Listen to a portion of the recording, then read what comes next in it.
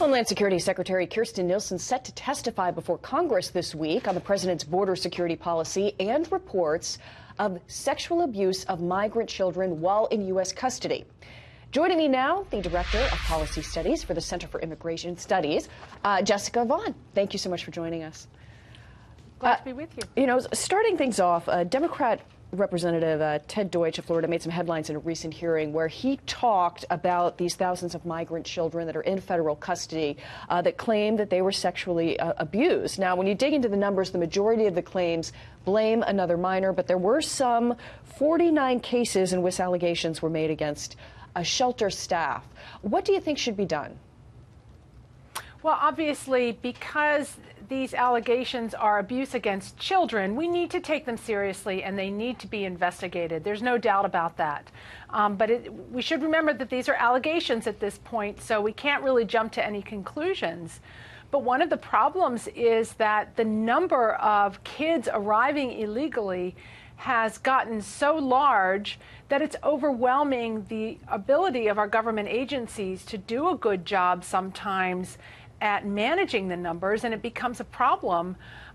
So, you know, the best possible thing would be to not have these shelters at all, because people are not trying to take advantage of the catch and release policies that still operate an at the border. important point about the influx, and another headline grabber we've seen in recent months were also the death of two children, 7-year-old and 8-year-old. Homeland Security Secretary had said in a statement that a more thorough hands-on assessment will be done whether as to not of the children as they cross the border, which, as you mentioned, brings us to one of the great challenges our Border Patrol, all of these agencies are facing, this incredible number of people that are streaming across the border, and also this incredible number of children.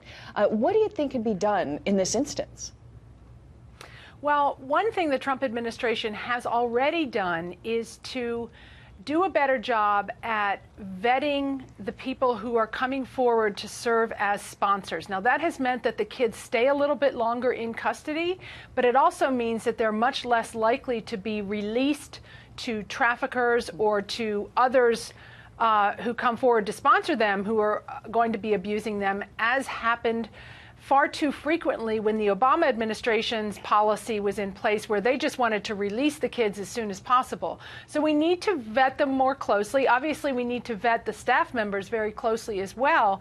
But the only real solution is to address what is bringing these kids here to begin with, and that is the catch and release policies at the border. And so just it's also, really... And quickly, do you defend the president's decision to declare a national emergency? Oh, absolutely. Congress has shirked its responsibility to provide enough funding and to tweak the laws where they need to be tweaked, to try to disincentivize this flow of people. There are now twice as many adults arriving with kids as there were a year ago, and it's not going to stop until the policies are changed, until we get better security at the border.